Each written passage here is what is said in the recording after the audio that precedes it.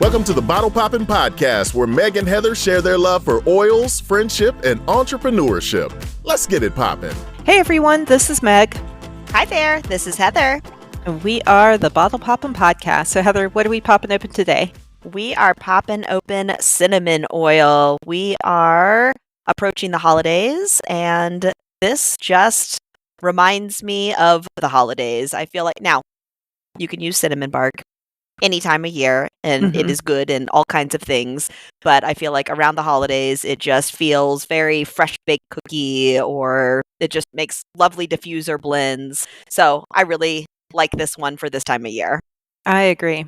And I have been putting cinnamon, the actual spice, in my coffee now for close to a year. So we ate out this morning, so I did not have coffee at home. And I'm like, oh, I missed my cinnamon. So I'm getting my fill right now just smelling it. And it's just uplifting. It just the smell just kind of makes me happy. This is one that can be used all three ways. However, this is considered a hot oil. So if you're going to be applying it topically, you probably want to dilute it with some fractionated coconut oil or something. I'm going to go ahead and give it its taste test. I'm going to actually join you.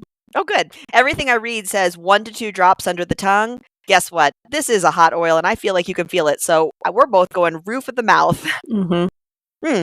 Delicious. Yeah, a little bit sweet. Got a little bit of that crisp behind it, a little bit of that spice. Very good. Yeah, it definitely, I just licked my thumb. So now my tongue is kind of hot. Just be glad you didn't do the 1 to 2 drops, I guess. Yeah, but delicious. So this is a fun one to bake with, just to add a drop to any type of recipe, any type of baked good recipe. Yes, and there are certain oils that you really want to make sure you do the whole toothpick thing with, because it can be overwhelming depending on the oil and depending on what you're making. But cinnamon is one of those that if I'm looking for cinnamon flavor in a baked item, 1 drop is absolutely fine, if not more, just depending on what the item is. So I don't mind this flavor at all, obviously, but certain things I feel like you can do the full drop, if not more, versus the toothpick. Yeah, love it. Well, this has a bunch of other uses for it, and if you think about just even the oil blends that have it in it, you can kind of connect the dots. So for example, this is prominent oil in On Guard, so it's going to help support your immune system. It's also in MetaPower, so it's going to be helping with your metabolic health. And so this is a good one for a lot of different things. Again, a lot of stuff we can't talk about directly on here, so we highly recommend you get a reference book. If you're not sure about which reference book would be best for you, we do have a free resource for you. So we have a reference book matchmaker that is totally free. It's just a PDF that walks you through different questions to help you figure out exactly which reference book is right for you. And you can find the link to that in the description of the show.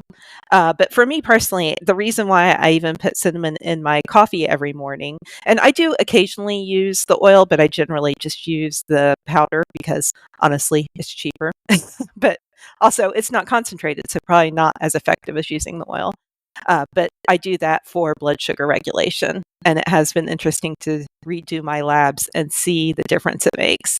So it's pretty powerful. I honestly can't say I use it in coffee just for flavoring more than anything else. Yeah. Yay for the extra benefits, but I can't say that I'm adding it for that benefit. But honestly, I use this one in the diffuser more than anything else just because I love it aromatically. It just smells so good. I think it works really, really well with the Madagascar vanilla, or even a wild orange, or even a Siberian fir style thing. Because again, those just kind of all bring about holiday scents to me. So I can combine it with any of those things, and it just makes the house smell good. Because that's one of those things that you would do on the stovetop, right? With the water and the cinnamon sticks and maybe some orange, some clove, and you've got that potpourri smell. Yeah. And I would throw in mint as well. Mint oil mixes really well in a diffuser blend with this. Again, to have that holiday smell throughout your home. So good. So one of the other things that we came across with this one of what it is good for is intimacy, or I think the words it uses is sexual harmony. Meg was reading up on some of the things that it was beneficial for that would imply that you need to apply it topically. And this, again, the hot oil, I felt, Meg, you felt this as soon as you put it in your mouth. I'm not sure I'd be putting this anywhere personal. No, I don't think so either. This is really strong. But I do like in the sexual harmony explanation, it talks a lot about body acceptance as Yes. well. And I think for anything emotional, a lot of times just the smell works well.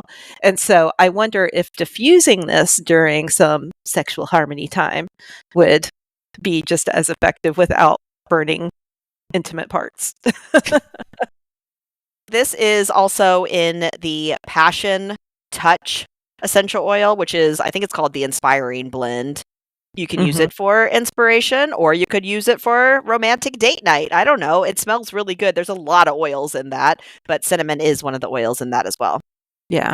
So this is a fun oil. Lots that you can do with it. Anything else you can think of or that we can share here?